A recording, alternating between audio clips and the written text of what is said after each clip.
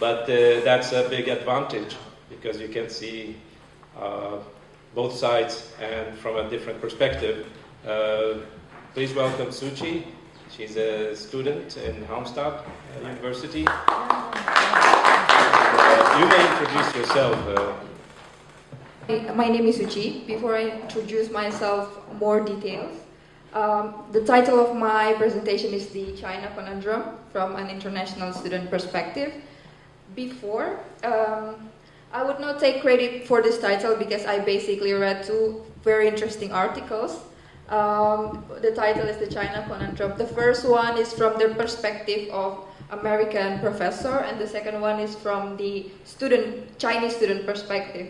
The first one is basically explaining about the trend of how a lot of Chinese students are now going to US and they learn and they study in a lot of degrees in US, and basically the US education system, they are still feeling confused on how to take care of these Chinese students because the behavior is totally different, and when it comes to language, it's also a big barrier for them. So the first article is basically trying to show what this is so confusing even from US perspective to learn about China or Chinese student itself. And the second one is how the student is trying to answer the questions from the American perspective, that actually Chinese students are also feeling confused about the American culture and they are also struggling to learn about the culture itself in US. So yeah, so Conundrum is basically something that is confusing and difficult to questions, and this is similar with what I'm gonna say or share today to you about my program in China for 2 months, exchange from Halmstad University. And yeah, first I'll introduce myself. My name is Suci Ariyanti. I came from Indonesia. It's a country in Southeast Asia, if you ever heard about Bali.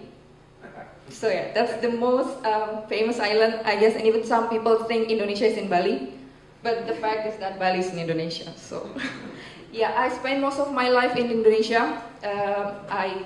I graduated in Bogor Agricultural University. Thank you.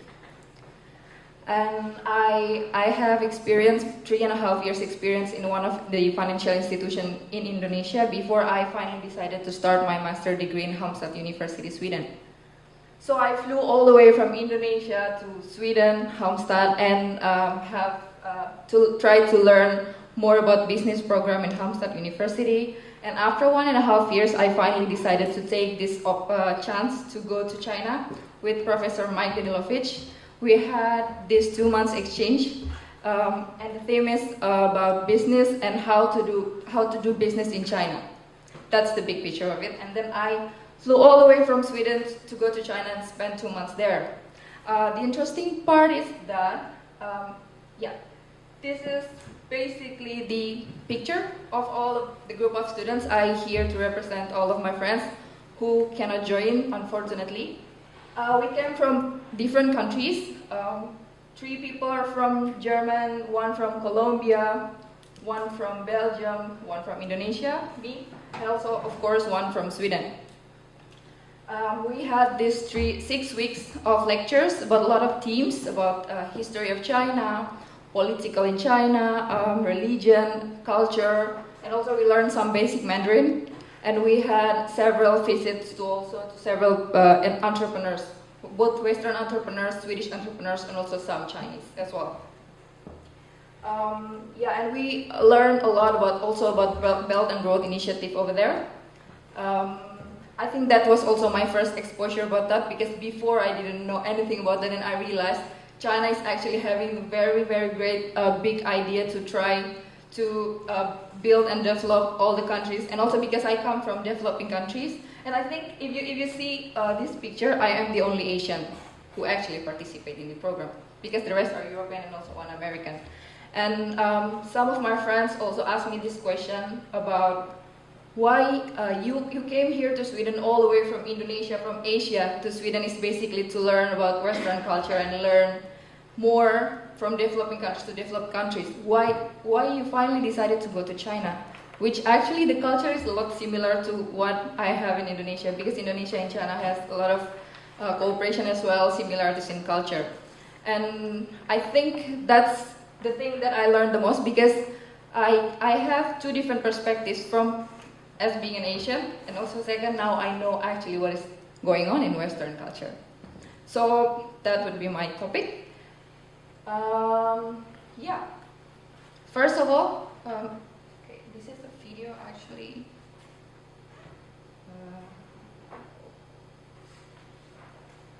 Yeah, you can see that this is the usual morning situation. This is in one of the stations in Beijing.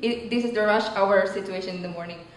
A lot of people, it's hard to get in, but it's even harder to get out.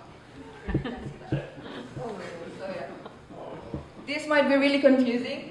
The question is basically, what do you think about China or about Chinese or Asian? This goes for Western or European or Swedes here. That maybe you think that why Chinese are super, how to say, impatient, why they really wanted to just run and then they don't care about people who want to go out of the train. I'll try to answer that later. The second one is that you might plan to see a lot of Chinese or Asian. We like to be together, we eat together, we cook together, we study together. Everything is together. Like you never see us alone. And that might be also confusing for you. The third one is, this is the view in the class, the usual view in the class that mostly Chinese student or Asian student, we have this uniform in a high school, elementary school, primary school, and we tend to just sit and still and listen to what our teacher has said.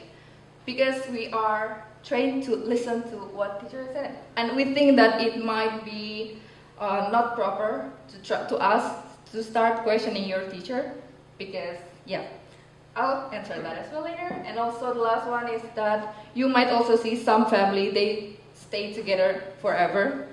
Maybe they have married, but they still live with their parents, maybe they already have grandkids, and they are maybe having grandchildren and grandchildren, but they are stick together. That's also might be confusing for you.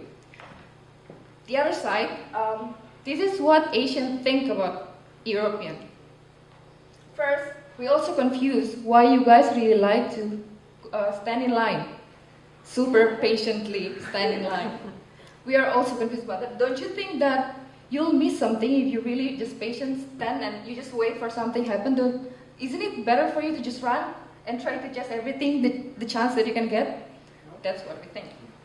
The second one, we also feel confused why you guys like to travel alone, maybe sometimes study alone or eat alone. It's just confusing to be alone. Or isn't it better to share something that is nice with others as well? That one, the third one is the situation at the class. I believe that in Western culture, it's really good for you to speak up about your mind in the class, and you are trained to really share what you're thinking. But it's confusing for us because we think that is rude. Like you cannot question your teacher or you cannot question your elders. And the last one is that we are feeling confused if we see that 19-year-old kid walk out from home, because how could you let your kid to go outside of the home without money, without having any job, without any certainty that happens outside? It feels like you don't love your kid anymore or what? So that's what we think. But yeah, I think after, I came from Indonesia again, then after I came to Sweden, then I went to China. Then I kind of draw the line about all of that. First is actually, there's the universal value that apply to everyone. That the first is, everyone have this desire to have a good job and good life. From Asian perspective, for us it's better to be fast, it's better to chase everything that comes in front of you and just don't wait for any chance, because you might just miss it. But for European, maybe it's better to be structured, to be wait, because when you follow something structurally, then something good will come after, with a good quality.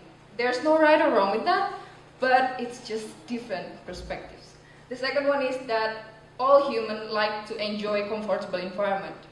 For Asian, maybe it's better to be with a group of people, but for Western, it's better to be independent and do what you think is right for you and not following anyone else's perspective or thinking. The third one is people love to be appreciated. for us, how to appreciate people is to listen to what they are saying and not try to questioning them, and try to take the good of it and just consume that for yourself and try to play the positive things. But for European, maybe how to appreciate people is try to also speak your mind, give feedback, and yeah, you give feedback basically because you care about them. That's different way to show.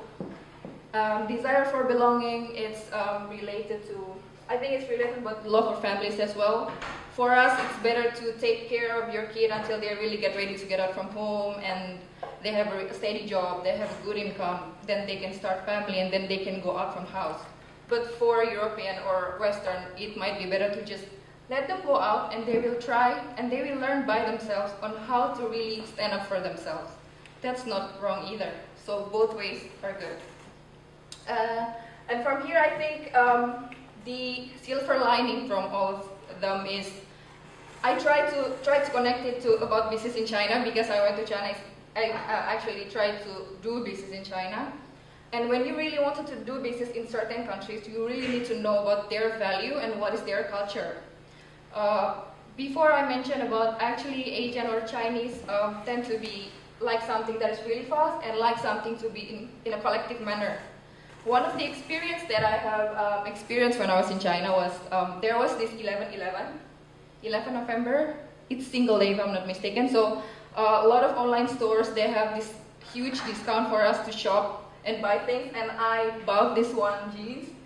And I remember that I bought it right at 12 a.m. at night, and I received that 18 hours after in my room, or in the post box near my house basically, but it's 18 hours. I think that's super interesting because in Sweden I also bought some shoes and I might receive it 4 or 5 days.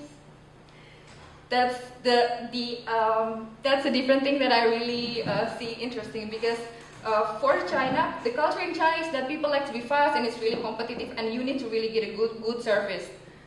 They apply it as well in their marketing strategy and business strategy, that they try to deliver as fast as possible so the customer feels satisfied and they will buy more and more and more.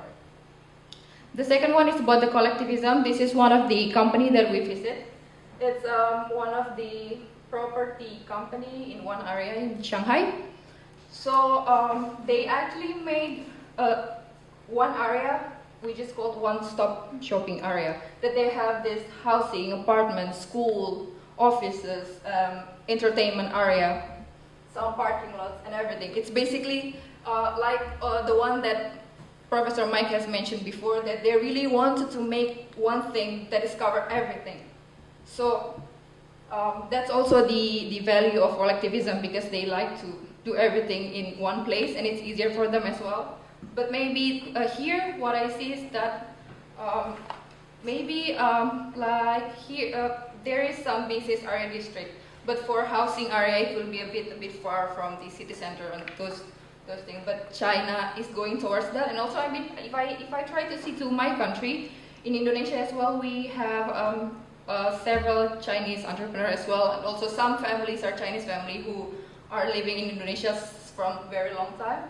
This spirit is also already there, that we have several areas that cover everything but apartments, school, and yeah, so many things. Yeah, that's basically my experience when I was in China. One last point is that my conclusion is that it is essential for business people to understand cultural differences, because this is actually a way to develop economics, create jobs for people, and also mainly being beneficial for others, because I think that is the purpose of life, to find your gift and share it with others. Thank you.